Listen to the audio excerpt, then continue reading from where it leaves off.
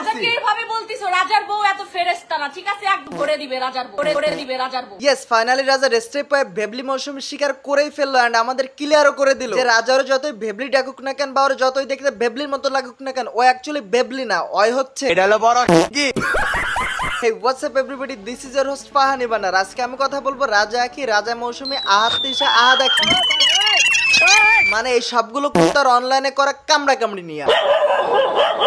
আজ একটা বিরাট ফাটাফাটি হইব। ওয়েট, এখন কথা হচ্ছে সবগুলো কুত্তা অনলাইনে এসে সামনে ঘেউ ঘেউ খুন করতেছে, মানে এদের ভিতরে কামড়া কামড়ি লাগার কারণটা কি? কারণটা খুবই সিম্পল, তবে কে কার বউ, কার কয়টা বউ, কে কার অরিজিনাল বউ, কে কার স্টেপ বউ, এগুলো বুঝতে বুঝতে আমার 2 দিন টাইম লাগে গেছে। না খোঁজাইলে তোমার ভালো লাগে না, বুঝো? বাট তারপরে এটা খুবই সিম্পল বিষয়। বলেন কি? হ্যাঁ, ঠিকই বলতেছি, কারণ অরিজিনাল বইয়ের থেকে যখন স্টেপ বইয়ের পাওয়ার বেশি হয়ে যায় তখন তো আমার কামড়া কামড়ি লাগবে, সেটাই স্বাভাবিক। এদের কামড়া কামড়ির অ্যাকচুয়াল সূচনাটা হয় সব ডিভোর্সি বউগুলো একসাথে হওয়ার পর, আর সব 420 মার্কা জামাইগুলো তাদের স্টেপ ওয়াইফদের নিয়ে একসাথে নিছে, মানে এক জায়গায় যে ঢিনকা চিকা মার্কা নাচ শুরু করার পর।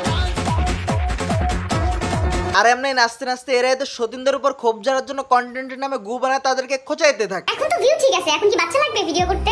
আর যেহেতু বাচ্চাটা রেখে সব জায়গায় ঘুরে অন্য কোনো জায়গায় গেলে যেখানে সিম্পল লাগে সেখানে তো বাচ্চা নিয়ে যাচ্ছে, এখন বাচ্চা ছাড়াইছিস কেন? কারণ এখন আমার ভিউ ঠিক আছে। এমনি এরা একসাথে 2 আখিরে যাদের কিনা ওদের হাজবেন্ড বাচ্চা ছাড়া ছাড়া দেয়া অন্য বেডিরে নিয়ে আসে তাদেরকে খোঁচাইতে থাকে। তো ভিউ কমলে তখন বাচ্চাটা ব্যবহার করবি। হ্যাঁ, থার্ড ক্লাস মে। দেন আমরা খোঁচাইতে খোঁচাইতে 3-4 হাঙ্গা করা হাঙ্গা হাত যায় ও ছেড়ে দেয় ওয়াইফ আখির বাড়ি তোর বাচ্চারে আনতে। আমার ছেলেরা দেখার জন্য খবর দিয়ে আসতো। আর সাথে চামচা হিসেবে নিয়ে যায় রাজা আর ওর স্টেপ ওয়াইফ মৌসুমীদের। আমার ছেলেরা দেখার জন্য আসছে, আমার ছেলে এই বাসায় আমার ছেলেরা দেখার জন্য আসছে। আর ওইখানে যাওয়ার পর আখি বাসায় না থাকার কারণে আখির মা ফার্স্ট ওদেরকে বাসায় ঢুকতে দিতে চায় না।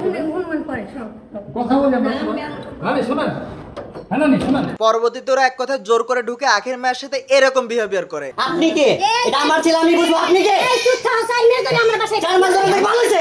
এই 5 মিনিট আপনি জানিয়ে আসছেন আমার ছেলেকে? হ্যাঁ, আপনি জানিয়ে আসছেন আমার ছেলেকে? আমাকে বললেন আমার ছেলেকে? কি বলবো? আমাকে বললেন আমার ছেলেকে আপনি? তোর কি বলবো? আবার ওয়াইস তুই তো আমারই করবেন না, তুই তো আমারই করবেন না।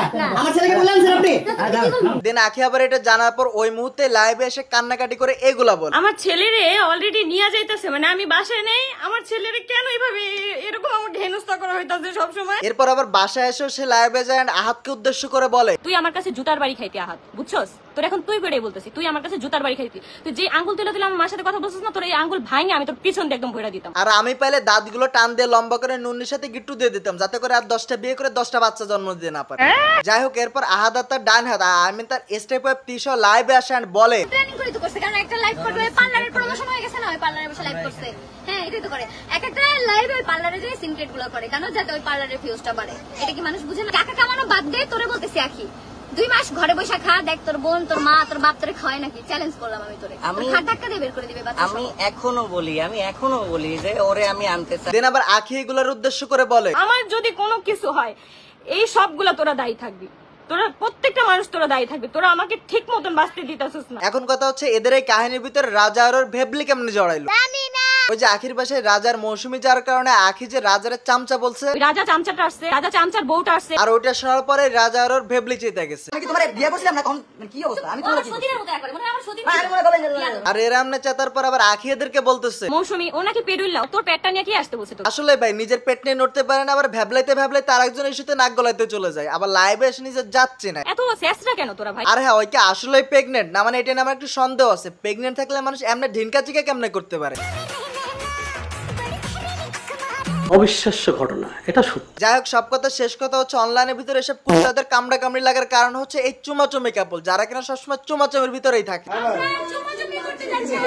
দুই চোট্টা চুটকি মিলে হচ্ছে চুমাচুমি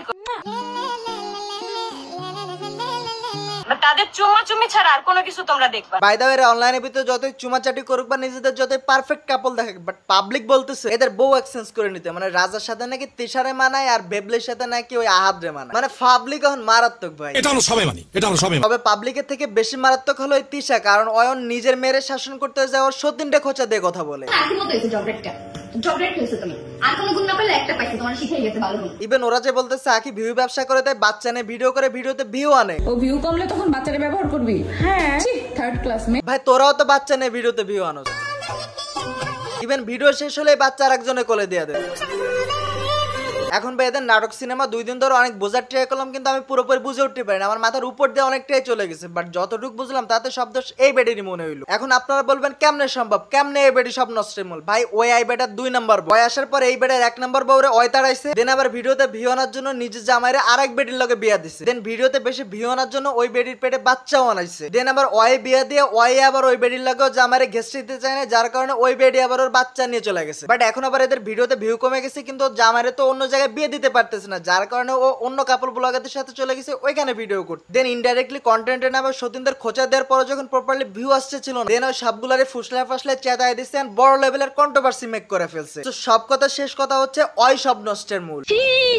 তবে এখানে আমার একটা প্রশ্ন আছে, এরা যে কোনো কিছু হইলে লাইভে এসে বিচার দেয়, ভাইয়ের কার কাছে বিচার দেয় আমিও জানি না। ভেবলিটা তুই কি খাবি? যাই হোক, ভিডিও জাস্ট এতটুকুই। ভিডিও খারাপ লাগলে লাইক করো, কমেন্ট করো, শেয়ার করো। এই চ্যানেল নতুন হলে এখন সাবস্ক্রাইব করো, আর এই ভিডিও যদি পেজে দেখে তো ফলো করো। Tata, good bye. খারাপ লাগলে লাইক কমেন্ট করতে কইছি, মানে এদের ভিডিও ভালো লাগার তো কোনো কারণ নেই, তাই না?